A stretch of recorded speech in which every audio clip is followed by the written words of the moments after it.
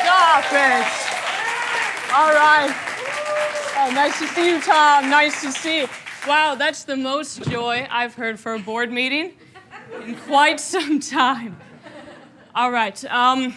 Well, I apologize for being late. I was supposed to be out here welcoming you into the space, but oh well. So I'm just going to take a moment to get ready. Just one moment. A lot of Buffy fans on the board. We attract a certain type. Could I have somebody help me hang this? Please don't. Oh, okay. All right, can you just hold this right here? Just hold. You're doing great. I've been cooped up here for quite some time, transforming the space into the perfect museum exhibit. And I've been gathering some last-minute artifacts. Oh, these are my beans. It's my dinner for later. I don't know how those got in here. But yeah, I wanted everything to be just right for you, down to the last detail. Oh, I'm so sorry. Here it is. Oh. You're doing great. Just fantastic poster holding. Lovely dress, and your nails are done too. For you. For me, she says. All right, and we're just gonna get that. Oh, I got your nails. And you may return to your seat. Thank you. Thank you, Catherine. Thank you. All right. Here we have Buffy in place. We have these. Oh.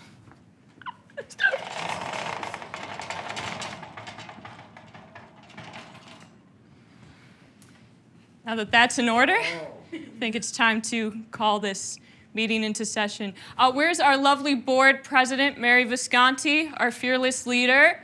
Where are you? There you are. Do we have your permission to begin? Yes, you do. Yes. Thank you, Mary. And our board vice president, Martin Felshman, needs... Oh, my God.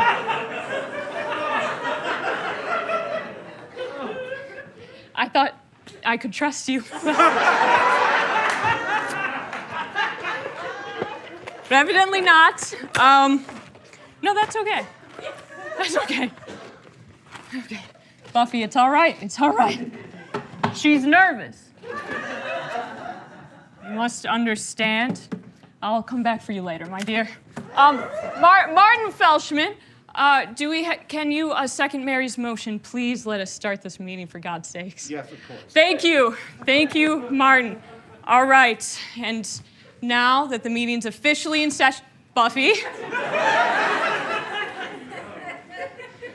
This isn't how we practiced it, my dear. Now that the meeting is officially in order, it's time for everyone's favorite part, taking attendance. All right. Okay, nice. There's quite a few. Oh, she's really struggling. Quite a few of you here, and we have some late stragglers. Put them in the worst seat. Thank you. Thank you. There's quite a few of you here, many of whom I've never seen attend a board meeting before. I don't even know if you live in this state.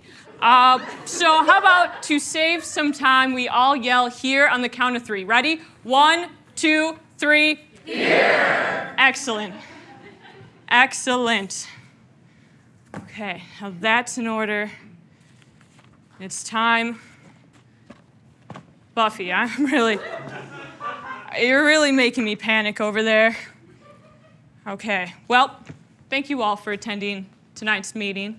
And if you can recall from the last one, we discussed that though we've curated a phenomenal museum-going experience here at the World COVID History Museum, we're still missing our central exhibit. And without it, we risk delaying our grand opening indefinitely. These are high stakes, people. It's high stakes. Do you recall this? I see liars amongst us. Board full of liars. So how about I read those minutes together with you all? Okay. At our last meeting, Simone asked, how will we capture the heart of the museum? What a good question, Simone. Vincent added, I'm with Simone. As it stands, I'm not feeling moved. That's fair. Han then added, is anyone else having second thoughts on opening a COVID museum? Like, is this going to be too sad? We all kind of did a collective awe and then just sat there holding each other, crying for several minutes. But we don't need to relive that part of the meeting because I agreed with Simone and Vincent. Something was missing. But what? How would we be able to represent feelings of anxiety and dread? How would we be able to say, and this is off the dome, be able to display all the countless tears we shed from sunup to sundown as we watched the world burn from outside our windows? And then it came to me. These were all symptoms of a collective experience I've dubbed COVID grief. Now, we all know grief comes in many different shapes and forms. And in my initial research, I discovered 20 stages of COVID grief. But with our attention spans these days, I knew that would never get approval. So I whittled it down to the top 3, which felt like too few. So now I was in a bit of a pickle. And I did what no other volunteer museum curator would have done in my position. No, it's true.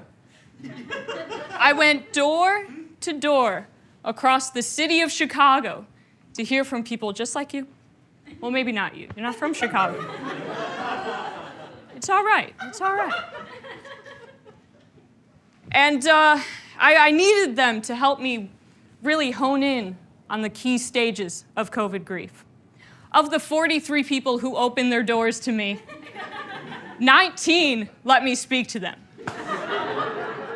And I was shocked to discover that a few of them, a couple, maybe one or two, experienced the same trajectory of emotions during that first year of the pandemic. And so it is with great pleasure. Oh, I should have done this earlier. Got my little clicker ready. Well, Buffy, you really did it this time. It's with great pleasure that I share with you my idea for the central exhibit for the World COVID History Museum, which is the 6 stages of COVID grief. We like 6. 6 feels nice. It's good. It's a good number. And I believe that everybody in the world experienced these 6 stages of grief, whether they're aware of it or not. Now, I was faced with a new challenge. How would we be able to represent the collective grief of 7.83 billion people? That's too many tears. And so, with the board in mind, Mary, thought of you specifically, I created a very specific criteria to help me zero in on the most ideal subject for this exhibit. But who would this individual be? They would have to be someone with whom we could laugh and cry and, I'm not stopping you, fall in love with. Someone we could see ourselves in. And so using this criteria and learning more about the 19 people who spoke with me, I was able to find the perfect candidate. She was 27 years old when the pandemic started, the perfect age really, because your brain is fully developed, but you're still riddled with insecurities. And she took COVID very seriously. She lived in complete isolation for that whole first year. No partners, no roommates, no pets. That fascinated me. How did this woman cope? How did she pass her time? All those questions and so many more will be answered tonight, and it is with great pleasure that I share with you the subject for tonight's exhibit, Madeline.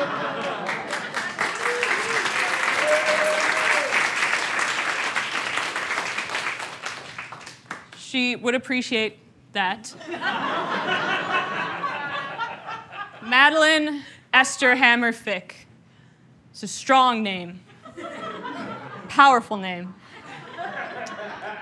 And my hope is that you'll be able to see your own COVID geef. It's a new word we're trying out tonight. COVID grief process through Madeline's, be able to empathize with her humanity, her messiness, maybe even her television support emotional programs, if she would cooperate. And once approved, we'll be able to finally open our doors to the public. So are we ready to begin? Excellent, excellent. But first, it's important for us to get into the same headspace Madeline was in during those early days of the pandemic, all right? Because that's just crucial to the exhibit. So as museum goers enter a long, dark, moodily lit hallway, they'll hear... Breaking news, COVID-19 has been detected in the United States. Countries around the world are closing their borders to combat the spread of the deadly coronavirus. Please stand 6 feet apart at all times. Together we can stop the spread of COVID-19. Please stand 6 feet apart at all times. Together. Should you choose to be intimate with a person outside of your social bubble, avoid kissing, be sure to wear a mask, and only perform positions that avoid face-to-face contact.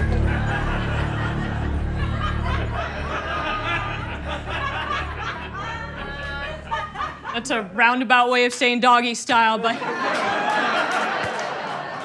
the CDC had our best interests in heart. So once museum goers have been sufficiently re-traumatized, they'll enter an exact rendering of Madeline's 2020 apartment, which is what we have here.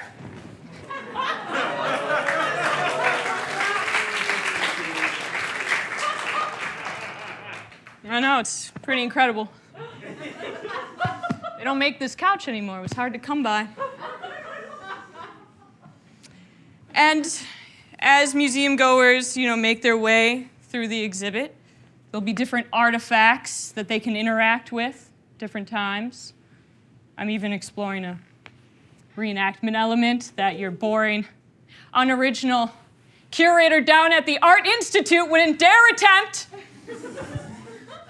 But I'm getting ahead of myself. Let's dive in, shall we? And enter Stage 1, false hope. Lockdown was supposed to last just a couple of weeks, March 21st through April 7th. It'll be over before Easter like a miracle, our president said. False hope indeed.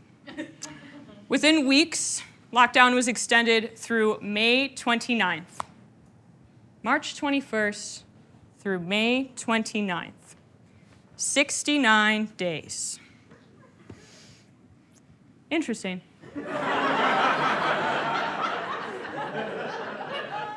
Oh, those first 69 days. We were full of so much hope, weren't we? Hope that this whole thing would blow over in no time. And we thought of fun ways to hold on to our before-time lives with a death grip by hosting surprise virtual birthday parties. Ugh. Moving family dinners to FaceTime. There's a mute button. Attending our friends' improv troupe performances on Zoom. My God, was that bleak.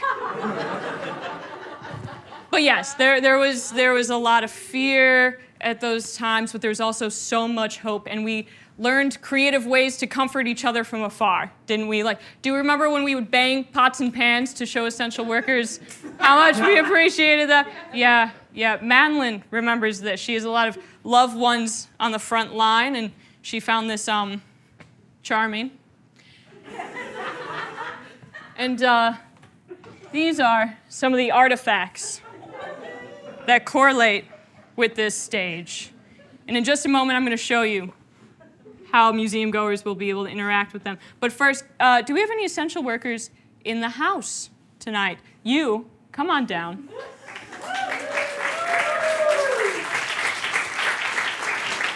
Come on down. We just have the one. We just have the one. I guess what a privileged life the board has. That's all right. I'll make do with you. Okay, well, Bailey, I can recognize you through your mask. Take Thank this, you. please. And this. Thank you. And what was your job? I work in trucking. Trucking. That's exciting. And did you hear the banging? I did, yeah. How did it make you feel? Good. That's not convincing, but it doesn't matter because you missed out on the best part. So cathartic. So freeing. And I think it's only fair if you give it a go. Bang away. Okay, yeah. Yeah. That was great, Bailey. How about we try this though, okay? How about we do a little, and you might recognize this beat, a little stomp, stomp, stomp, stomp, stomp, stomp. There we go. Can we have the first row help her keep it? I don't trust her. We hate COVID. We hate COVID. 2020's your year, my year, our year. Dreaming of new jobs, trips, relationships. But then COVID hits the States, mask mandates. Hoping it's gone by Easter break. Singing, we hate COVID. Everybody! We hate COVID. Perfect. Oh, wow. Well, thank you, Bailey. You may return to your seat. Wow. That was actually a Madeline Buffy. Come on now. It's fine. It's fine. That was a Madeline original. She would write parody music to pass the time while in isolation. I went ahead and recorded all of her songs, adding a bit of my own flair. And I ordered 1 million copies on CD-ROMs. And I was thinking we could sell it in the museum gift shop. I don't know, just an idea. But I digress. Back to the presentation. Yes, there was so much hope at this time, but as lockdown continued to get extended and the death rate continued to rise, we quickly realized just how naive we were being. And Madeline documented this evolution of emotions in the diary she kept all throughout 2020. In fact, ever since she was 8 years old, Madeline has filled out diary after diary after diary. And I read every single one of them. For research, of course. In her earlier volumes, she would document the late-night chats she had with her beloved pet cat, Spy. Those were cute. Then in high school, it got a little bit more interesting. I remember one entry in particular in which she described a sleepover she had with her best friend, Abby. They watched Jennifer's Body together. We're familiar with this film. And it was a film that made Madeline very uncomfortable. Her palms kept getting all sweaty, and she had to keep running off to the bathroom to avoid watching it. But that movie was kind of confusing, wasn't it? No? Okay. Well, it was for some of us. But perhaps that's a conversation for a different time, because this exhibit is entirely based on her 2020 diary. That's what I have here.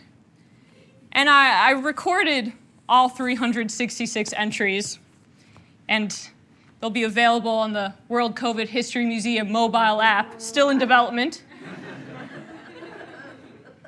And museum goers will be able to listen to them as they make their way in the space. And of course, all of them will be available, but for right now, I'd like to share her first entry while in lockdown.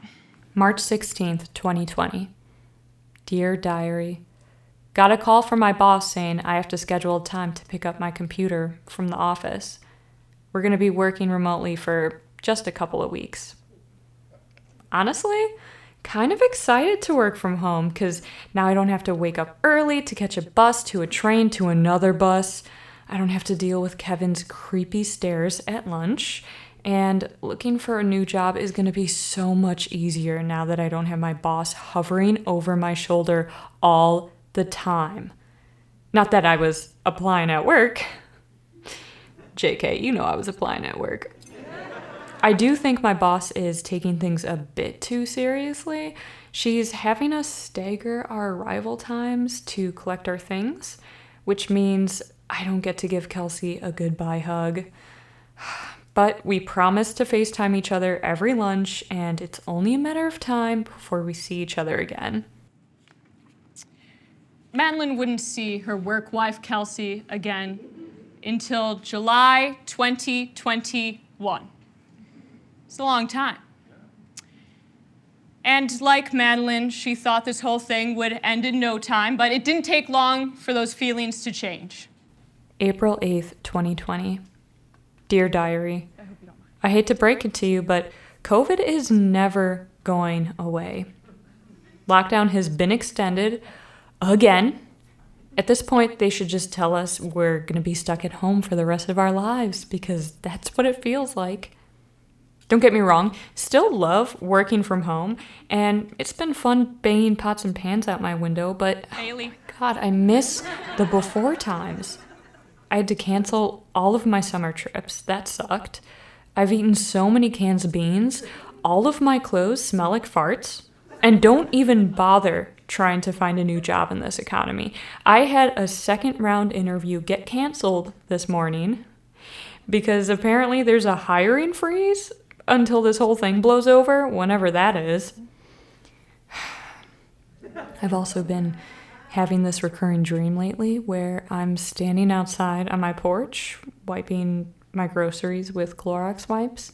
Then Spike from Buffy the Vampire Slayer appears behind me with more wipes, and we kind of start wiping down produce together, but there's this weird sexual tension between us, which we both don't act on, but it's rising, and oh my God, I need to stop watching Buffy before bed. Seriously, Diary, I don't think that total isolation thing is good for any of us. Quarantine is lonely and so boring. Madeline was right. Isolation isn't good for any of us. In fact, studies show that in just a few hours, a person in isolation can experience a distorted perception of time, high levels of anxiety, and even hallucinations. We're designed to be around others. That's how we thrive. Because without connection, we're just existing. Which brings us to the next stage. Boredom. Pure, unadulterated, watching the paint dry kind of boredom. And without our usual connections to help us pass the time, many of our lives reach new depths of nothingness. Robin, you agree? Let's listen how our subject coped during this stage. May 8th, 2020. Dear Diary, I feel compelled to report that it's been 57 days since the last time I was physically touched. 57 days. How messed up is it that I can pinpoint the exact date? It was when I ran into Gladys from across the hall. Remember when I mentioned this back in March? Her eyes got so wide when she saw me. We both froze there, maskless. We didn't say much, but it felt so nice to see a familiar face. I kind of got swept up in the moment, and when she offered me a hesitant hug, I took it. I don't know why I did that. I know I shouldn't have, but She said I was the only person she'd seen besides her mother, so it felt safe. It's so funny. In all the years I've lived here, I've probably only exchanged a handful of words with this woman. And yet, there we were, under the fluorescent lights, wrapped in each other's arms. Human contact is essential for a healthy life. According to author and family therapist Virginia Satir, people need 4 hugs a day to survive, 8 hugs a day to maintain, and 12 hugs to grow. I find that number startling. 12 hugs a day. When was the last time you got that? You don't have to answer. And after living in isolation, Madeline was desperate for any form of connection. And this entry in particular, I felt compelled to share. May 10th, 2020. Dear Diary, finally got around to finishing that 2,000-piece puzzle I've been meaning to do. That was cool. But what do I do now? Rewatch Buffy? Write more parody songs? Start an herb garden only to accidentally kill all my plants again? This is not how I wanted to spend my late 20s. I was supposed to be putting myself out there, meeting guys, going on dates. That's never gonna happen. Unless, Diary, I use technology for good. Make a profile on one of those dating apps, put myself out there virtually. Going on a few Zoom dates sounds kind of fun and COVID safe.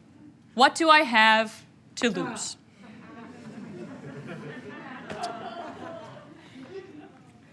Through May to July, Madeline swiped through 3,700 profiles and matched with 108 clowns. I mean, prospective partners.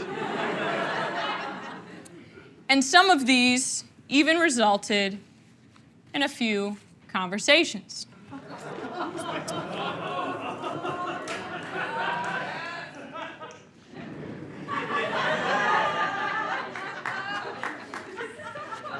And I've transcribed these conversations, and I thought it would be nice to have them available to museum goers through the World COVID History Museum mobile app, still in development. And I was also thinking of hiring actors to help reenact these conversations, to really give patrons a taste of Madeline's thirst for connection. Unfortunately, the actors I hired were unavailable tonight. Margot Robbie is just so busy. And so I'll need a volunteer to help me with this next part. And Vincent, come here. Come here.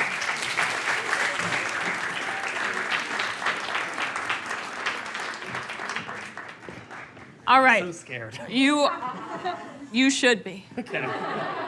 No, you will do just fine if you can read. I can. Okay, then you will do just fine. So you are going to read the highlighted. All the highlighted parts. Okay. Yes. And I think it's best if you play the matches. I've just done so much character research. I think it's only fair if I play Madeline. Okay. So you may take a seat. Thank you. Oh, before I forget, I have to get into character. I've been collecting items of Madeline's clothing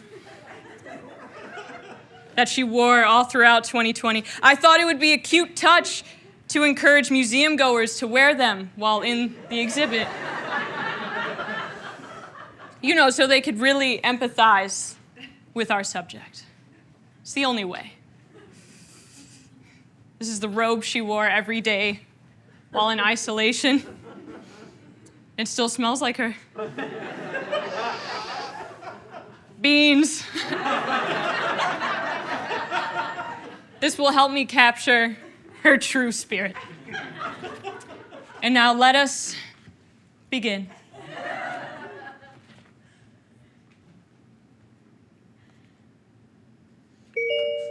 Oh, a match. How exciting. Hi, Michael. Michael has unmatched with Madeline.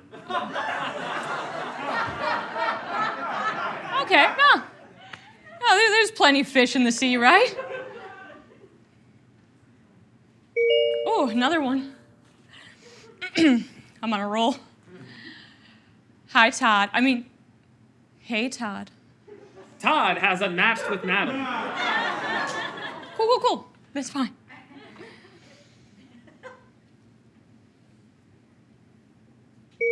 Okay, now. This one looks promising. Evan is a 34-year-old banker, money, who lives in Logan Square. It's a bit of a hike. He's a dog guy. I prefer cats. But he's so hot. So hot. I can always force myself to become a dog person, right? Evan, your puppy is so cute. What's their name? Hi, Madeline. Wave emoji. Her name is Biscuit. Biscuit is the perfect name for a dog. How long have you had her? Adopted her a few months ago. She's my COVID baby. Do you have any pets? I do. A cat named Spy, smiling cat emoji. She's almost 20 years old. They grow up so fast. It's okay if I double text, right? She lives with my parents, though. My apartment is too small for her.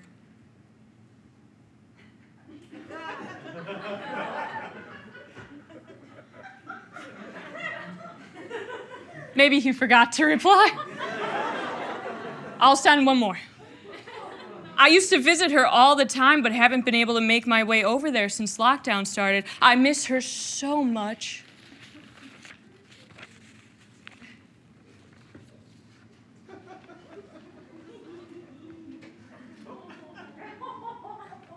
Lockdown's crazy. Oh my God. I know, right? Scary times we're living in. Do you have a go-to COVID meal? IDK. Never thought about that. Whatever I can buy, that's left on the shelves, I guess. That's fair, and yeah, people really be out here hoarding these days. My go-to meal is anything with beans.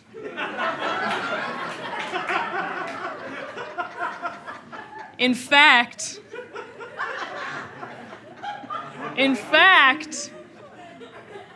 it's been a while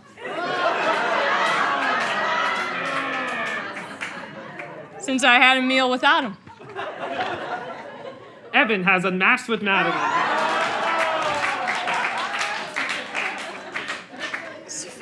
It's fine. Less bean talk. I get it.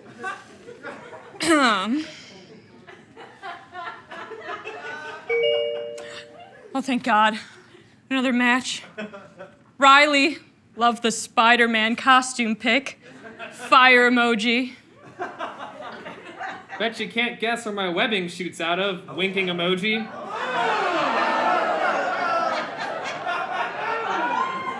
Oh, he sent me a photo.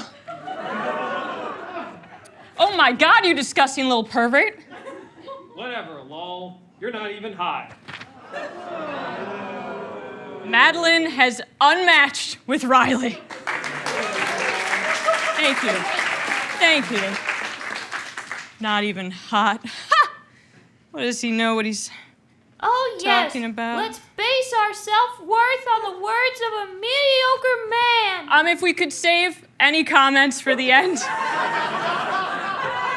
of the presentation, that would be wonderful. And thank you, Vincent. Thank you. You may return to your seat. Thank you. And as we can see, Madeline had less than stellar matches. Ooh. But a very interesting thing happened during this time. Out of curiosity, Madeline changed her dating preferences from men to women. Just to see. She said in her diary she did this because her conversations with the boys were mind-numbingly boring, which I think we can all agree. And she also added, who knows? Maybe I'll find a friend. Aw. Aw. And so can I have one last volunteer to help me with this final conversation?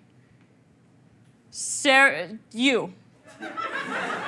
Sarah Joy, come here.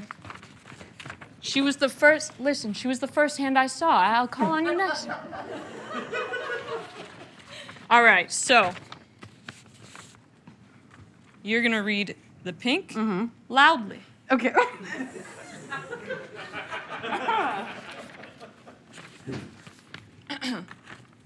Let us begin.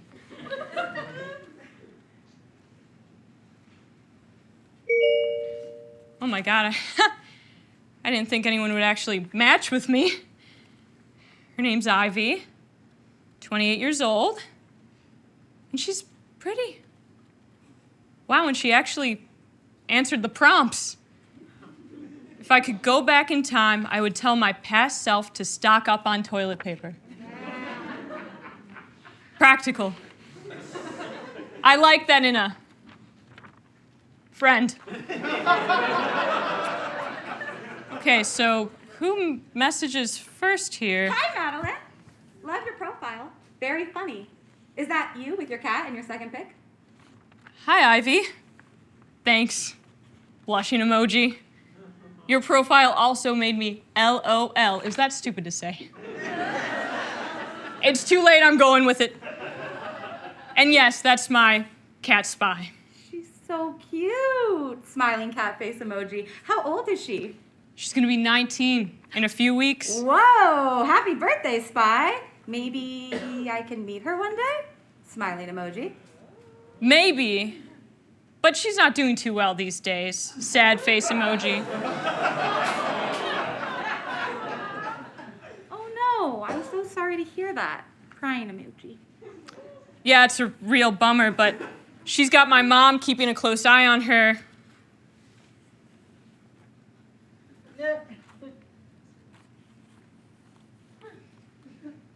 Sorry if that brought the mood down. LOL. Hard pivot. How have you been passing time in lockdown? Don't be sorry at all. That sounds so stressful. Sad face emoji. I've been watching a ton of TV. I just rewatched Buffy the Vampire Slayer. Have you seen it?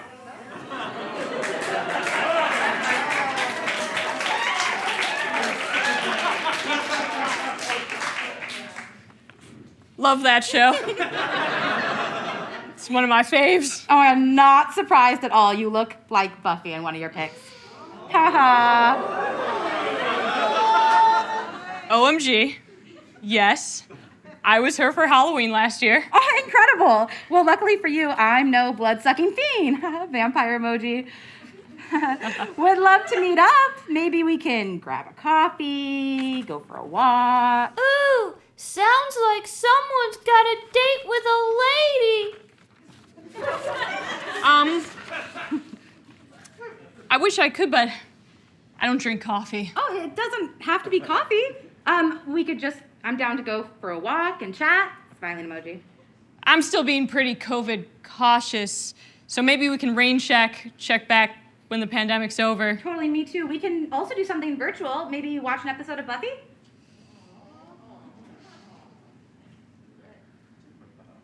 Madeline has unmatched.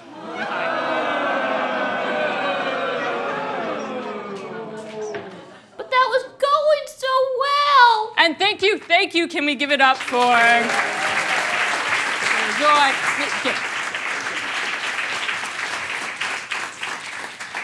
And it was around this time that Madeline realized that dating apps just weren't for her.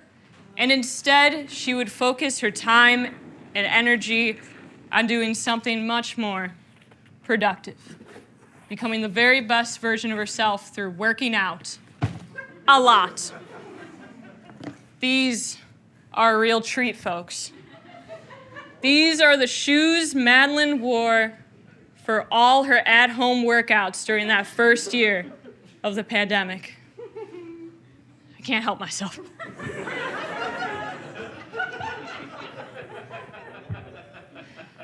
Just give me a second, they should slip right on.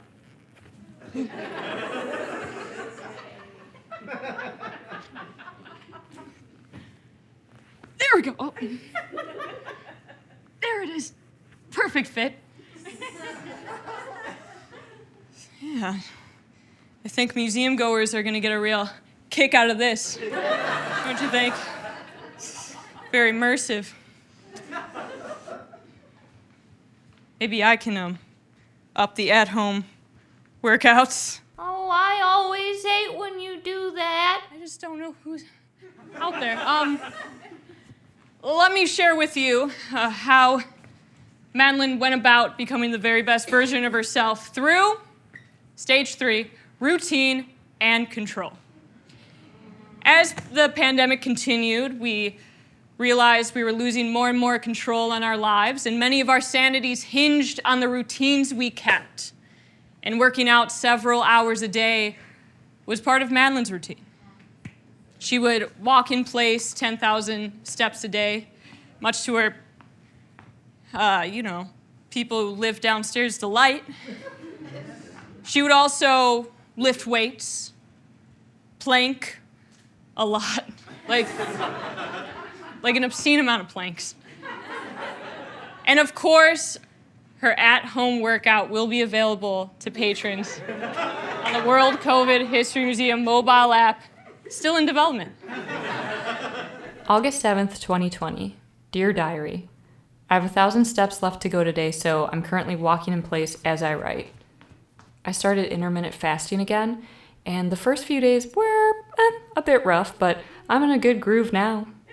I also read beans are a superfood, and they fill you up pretty fast, so it'll be easier for me to stay in a calorie deficit now.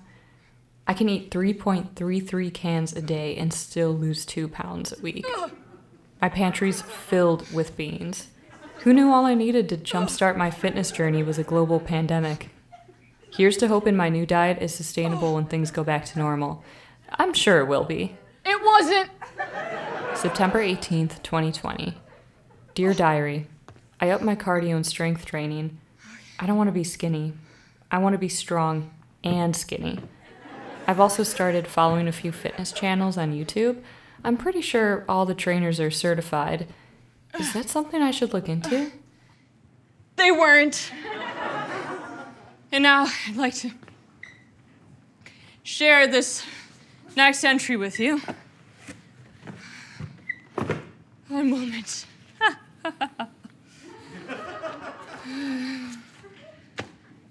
Here we go.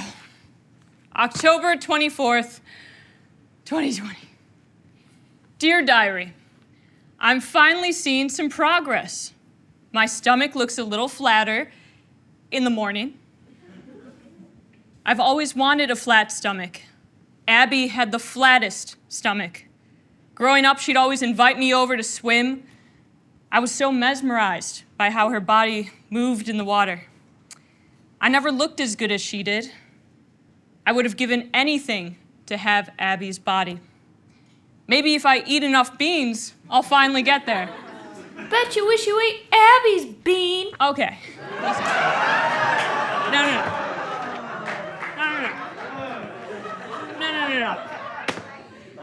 Beans are a very versatile food, okay?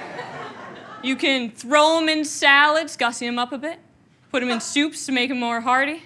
You can even make chocolate mousse out of bean juice. Did you know that? Some of you did. Madeline definitely did. It was one of her go-to COVID treats. And that recipe and so many other go-to COVID meals will be available in the World COVID History Museum cookbook, available in the gift shop. Yes. Try as we might. We really wanted to control as much as we could, but unfortunately there was just so many things out of our control, like when the Wi-Fi connection would cut out in the middle of a Zoom meeting. That sucked. Or when we would have to move our wedding or graduation party because there was a surge in COVID cases. Or when we would have to say goodbye to a loved one, but safety precautions prevented us from doing so. And that brings us to the next stage. Loss. So the the tricky thing is death is never in our control. And the insidious thing about the pandemic was we were losing loved ones to COVID, and they would often pass away alone. But we were also losing loved ones to cancer and car accidents and kidney failure. And we would have to mourn and process those losses also often alone. And I don't mean to sound insensitive talking about this in the context of other people's losses, but I'd like to share a story about Madeline during this time. A big part of her routine that kept her grounded were her daily calls with her pet cat, Spy. And Madeline had every intention on visiting Spy when the pandemic was over, and it was safe to do so. But there was a time limit on this intention because Spy was in stage 4 renal failure.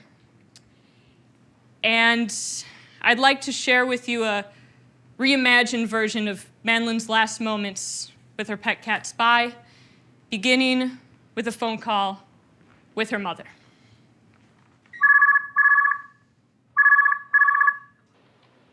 Honey, Spy is not doing well. The vet says it's only a matter of time before her body shuts down. You gotta come down here to say goodbye. Ma, can you come pick me up? It's not safe for me You're to being take ridiculous. transit. Just put a mask on and take the bus. But it's not safe. I could catch COVID and then give it to you or the vet or anyone else in between. Can't you just come pick me up, please? Here, let me put the phone by Spy. You can say goodbye to her that way, okay?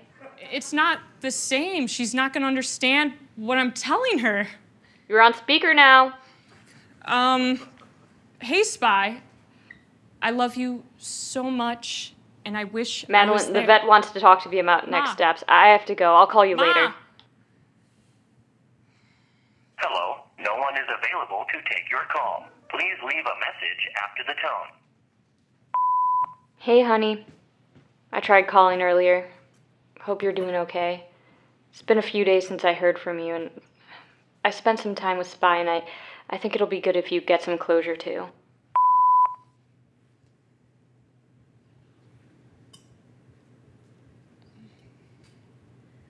I don't know what to do with this. This is so typical of my mother, just assuming what I want without talking to me about it.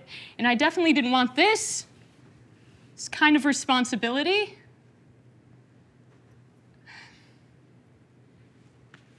I don't even know where to put her. She's never been in my apartment before.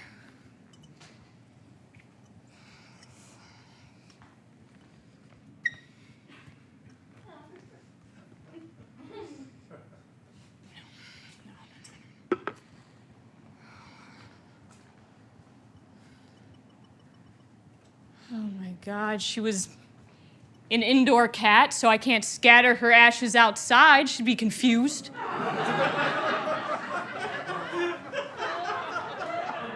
She would be. She would be.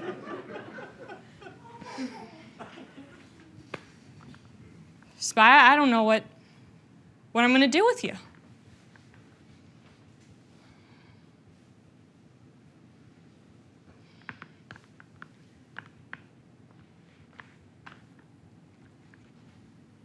Spy,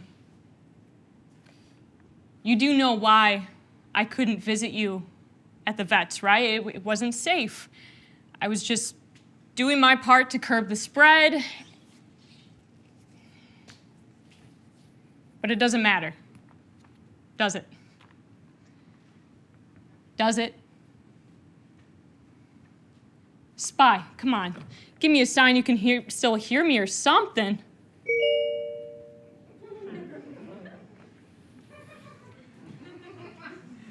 Spy, are you trying to tell me something? That I should get back on the apps?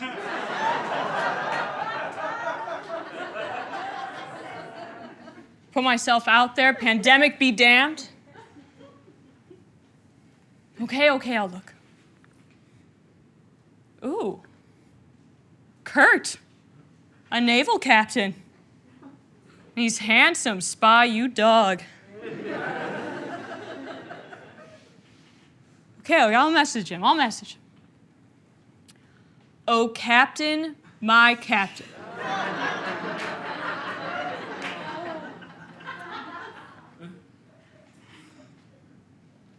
Oh, he's typing.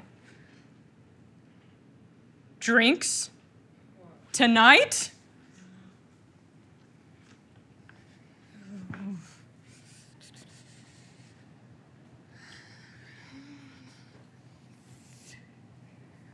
Okay. I'll do this for you, Spy. I'll show you I'm not afraid to go back out there. I'm down to clown. Meet me in 10. Wear the uniform.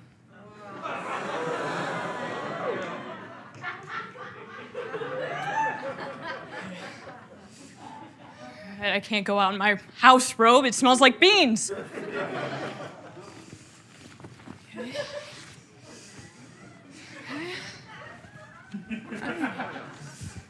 Feeling good.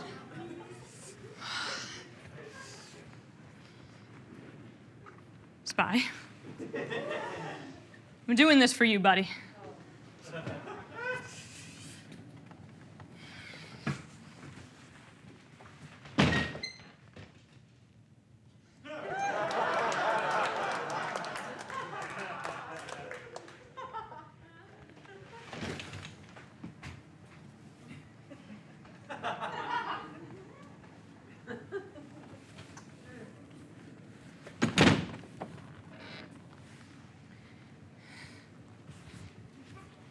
That was awful.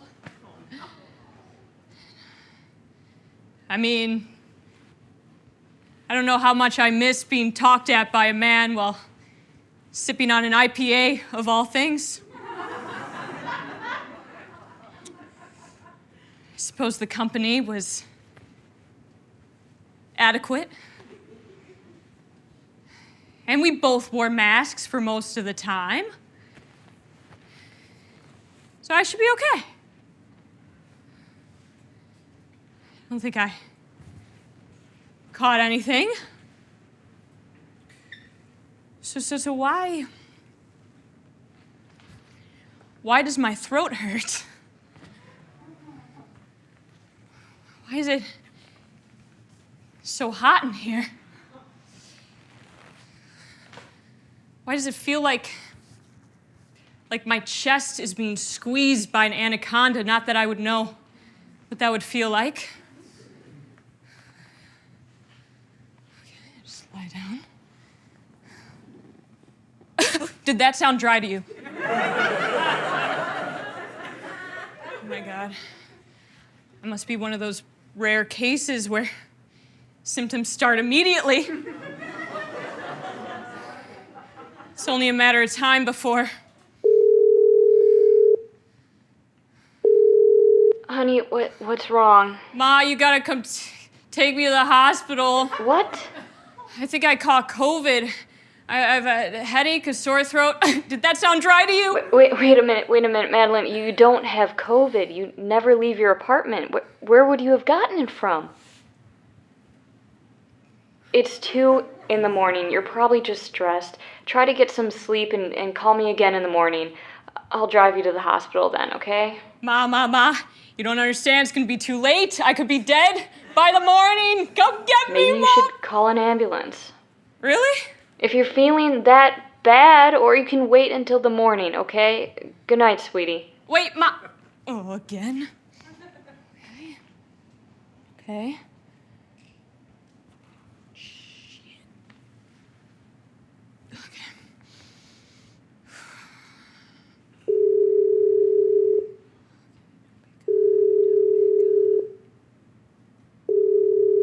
Hey, Kurt, it's me, Madeline, from earlier. Just got home and started feeling some weird symptoms, a little scratchy throat, little chest pains, and I was just calling to see how you were feeling. You interrupted my game.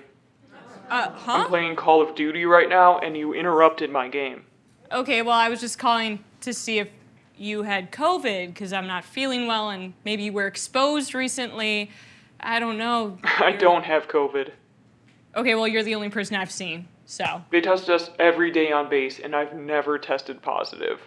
Okay. I gotta get back to my game. I sipped on an IPA with that man. Okay. No, that's fine. It's fine. He didn't wear the uniform. Anyway. Maybe Mom was right. Maybe I do need to call an ambulance. Wait! Stop! Who said that? An old friend. Kind of creepy. Cold. Colder. Warm. Warmer. Warmer. Hot, hot, hot, hot, hot, hot!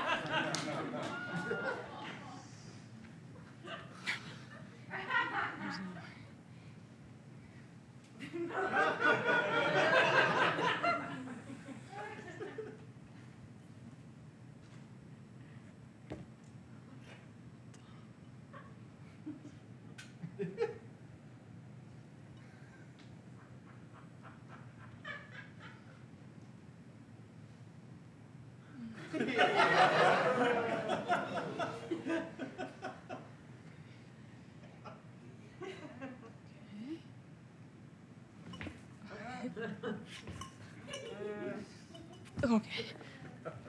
Just a little stuck. Okay. You. Can you hold this? And on the count, just hold it. That's all you gotta do. Sure. On the count of 3, I'm gonna pull really hard, all right? 1, 2, 3.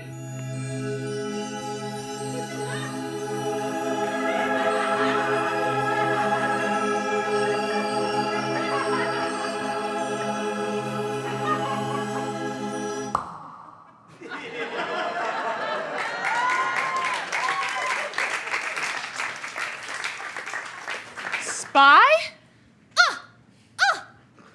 Hairball! But how did you... You asked for a sign. Well, here it is! But you're dead. I know. It's a lot to process.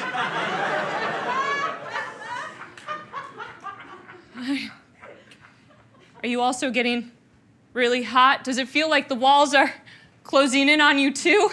Is this another sign of COVID the CDC didn't tell us about, Spy? You don't have COVID. You're having a panic attack. Quick, lie on the floor. Now, woman. Okay. All right. Now, breathe in and out. In and out. How do you feel now? Better? That's what I like to hear. Thanks, Spy. You've always been so good at that. What? Making me feel better when I'm upset? This ain't my first rodeo. You were always getting yourself so worked up when you were a kid. Remember what your parents used to call you? Saddling.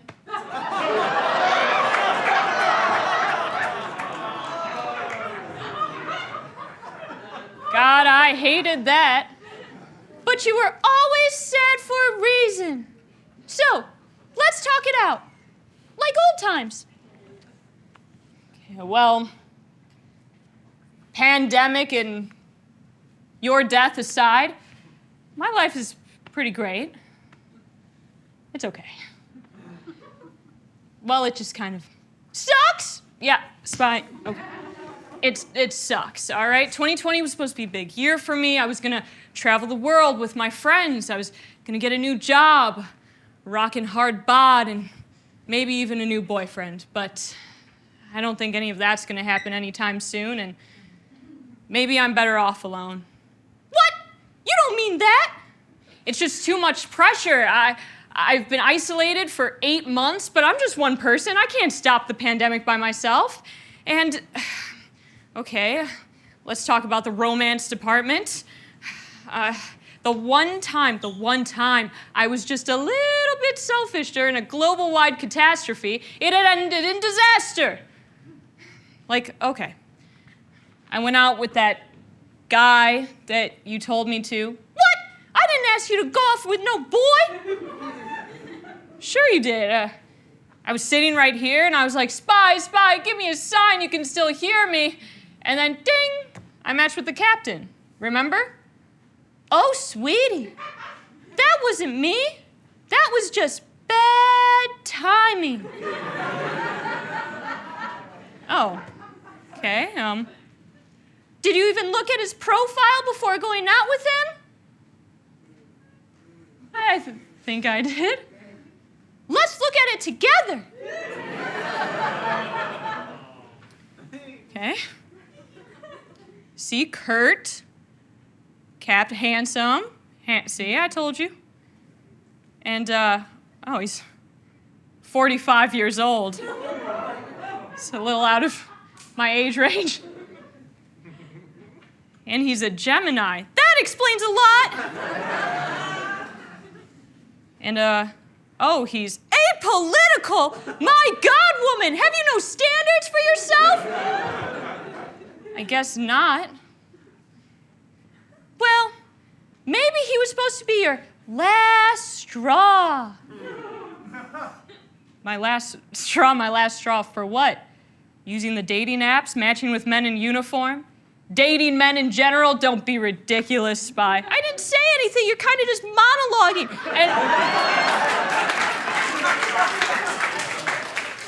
And yeah, maybe I have a little bit of weirdness with men, but it's perfectly normal to get butterflies before and during and after a date, right? And yes, maybe some of my past relationships have felt a little performative, but I was just playing the role of a very good girlfriend. So there's that. Sounds like someone wants to talk about her boy problems. I don't have boy problems. Are you sure? I'm sure. Are you sure you're sure? I'm sure. I don't want to talk about this anymore. Can you just drop it?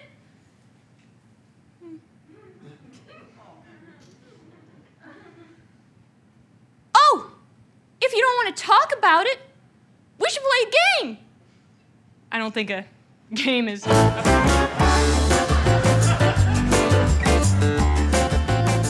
All right, everybody, say it with me. Am I gay?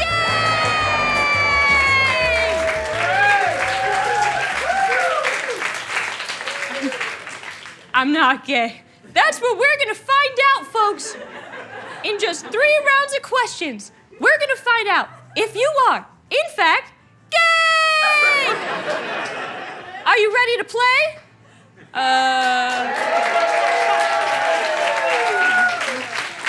I guess. All right. The first round of questions, name that song with just what? Sorry, I messed up that question. It's okay, take your time. Got a little nervous. In just one word, name that song. Okay, well, that sounds impossible. All the things she said. by Tattoo. I Kissed a Girl by Katy Perry. Under Your Spell, sung by Amber Benson from the Buffy the Vampire Slayer musical episode Once More with Feeling. Wow, that was pretty gay! Was it? Next question. Which of your fictional obsessions when you were a child is a common closeted sapphic crush? I don't even know what a sapphic crush is. Sure you don't. A, Spike from Buffy the Vampire Slayer. B, Legolas from Lord of the Rings. C, Draco Malfoy from the Harry Potter franchise? Or D, Wesley from The Princess Bride? My gut is telling me B, Legolas from Lord of the Rings. That was a trick question. The answer is all of them! I should have known that. All right, last question. Why were you so upset when Abby got her first boyfriend? Can I have a different question? A, because you were jealous. I wouldn't say I was jealous. B, because you hated being the third wheel all the time. She didn't need to invite Brad to everything.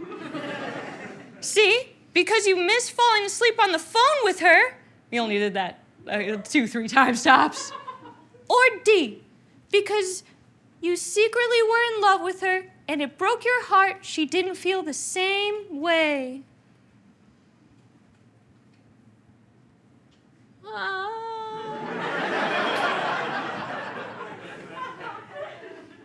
Want to phone a friend? You're not going to call Abby, are you?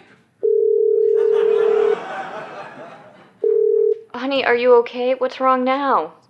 Hey, Ma. Random question. Do you remember my friend Abby from high school?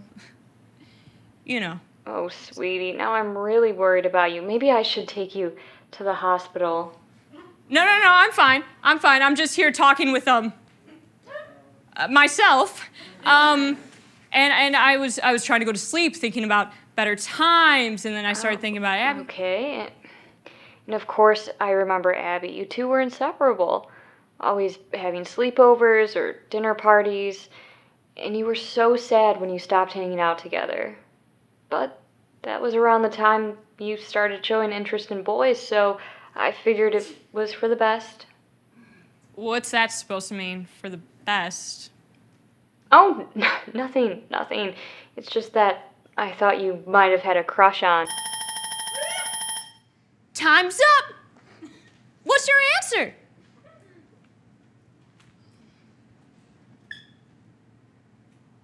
D. The answer is D. I had a little crush on Abby, and I didn't admit it to anybody, not even myself. But I love the way that she did my hair before school dances, and when we'd have sleepovers and we'd stay up all night talking about anything and everything. And I love when she would laugh at all my jokes, even the bad ones. And she had such a loud laugh. I would make fun of it all the time, but I didn't mean it. Because I love that laugh, and I loved Abby. That's correct, which means you are gay!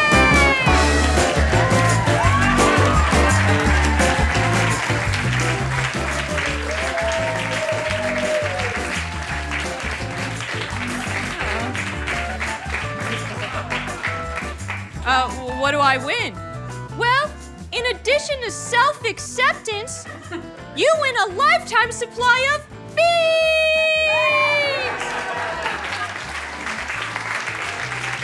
Great. Thank you. Wow, I'm just so surprised that I've been gay this whole time. Yeah, we're all shocked. Well, Spy, does that make you uncomfortable or anything? What? No, I'm not uncomfortable. And your family and friends will love you just the same. Aw. Thanks, Spy, and thanks for talking me through all that. Anytime.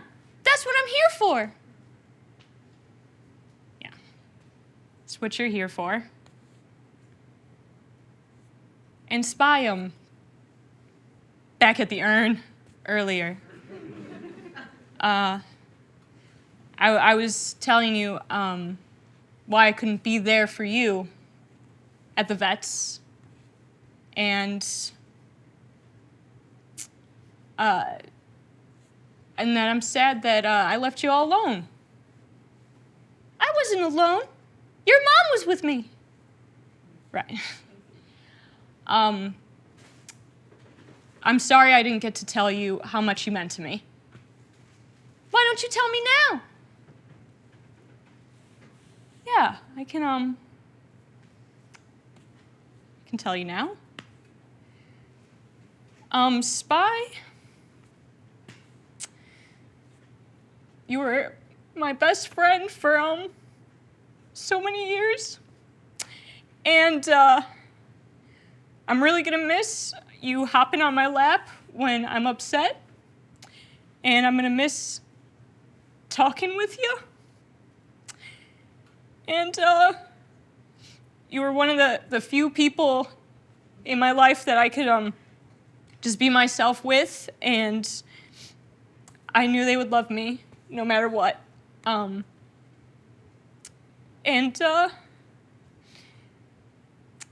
gonna miss you so much, and I love you. And I hope you know how much I loved you. Of course I know how much you love me, 'cause it's almost as much as I loved you. Oh.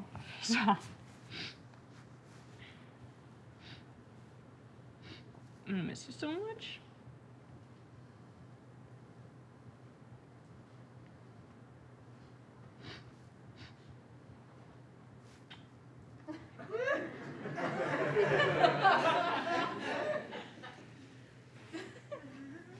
It appears the reenactment element Got a bit away from me there. I'll take it. Thank you so much.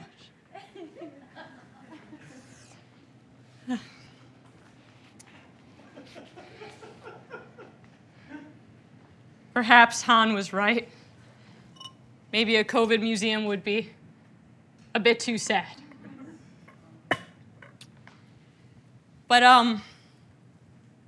I see myself in Madeline's COVID grief process, in her need for love and acceptance, her desire for connection. And it's funny because I didn't realize how much connection meant to me until I made this presentation. But we need it. We need connection to comfort each other during a loss, to help pass the time, keep spirits up, help us discover something about ourselves we didn't know was there. And to be candid with you, when I created this exhibit, I could see every aspect of it. I could see how museum goers would enter the space, the artifacts and can of beans strewn about. But I couldn't, for the life of me, figure out how they should exit. And we couldn't just have them trapped in this space for eternity. That's a liability issue. But it also didn't feel right to just have them meander back out into the real world as if to suggest that everything they experienced and witnessed here was meant to be processed alone. So, if you don't mind, I'd like to make one little amendment to my presentation and add a final stage, stage 7, reconnection. And how I'm envisioning this is we would have somebody stand at the exit. Maybe Margot Robbie will be available for that, or just me. And we'd stand there, arms outstretched, ready to embrace anyone and everyone who needs a bit of comfort. And whether it's their first hug of the day or their 12th, I think it's important for our patrons to know that we're there for them, and that the time and moments they experienced during 2020 happened, and they matter. And at the end of the presentation, I'll demonstrate how I envision this to look.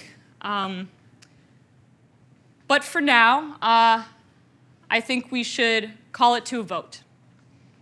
So all in favor of including this exhibit in the World COVID History Museum, please say aye on the count of 3. 1, 2, 3. Aye. Wow. Wow, a unanimous decision. That's incredible. That's incredible. It never happens. That never happens. And thank you so much for listening to this presentation, hearing Madeline's stories. I hope this was just as cathartic for you as it was for her. Thank you.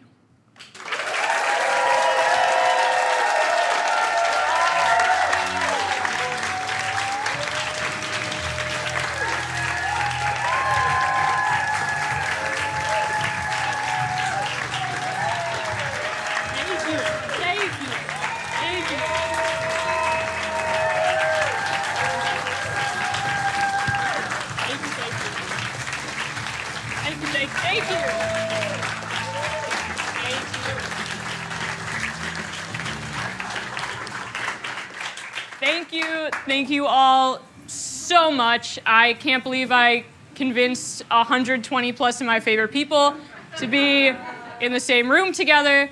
It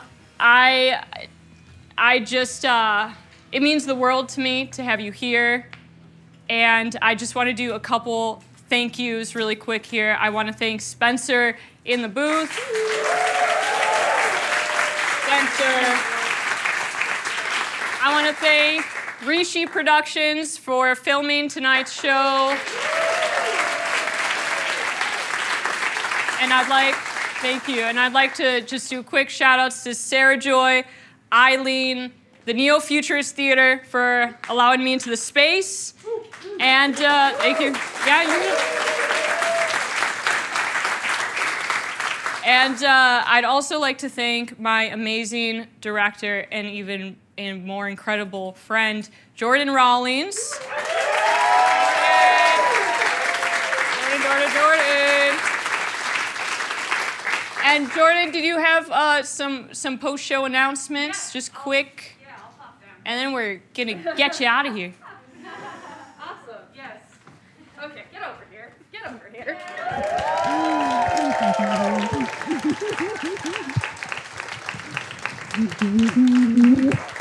Did it, darling.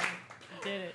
Okay, I'll make this quick. Yes, thank you again for being here. Thank you to the Neo-Futurists for having us. We're going to go ahead and clean up. We do have a hard out at 9 p.m., so get out of here. We'll be at Konak after the show? Yeah. Thank you all. Have a good night.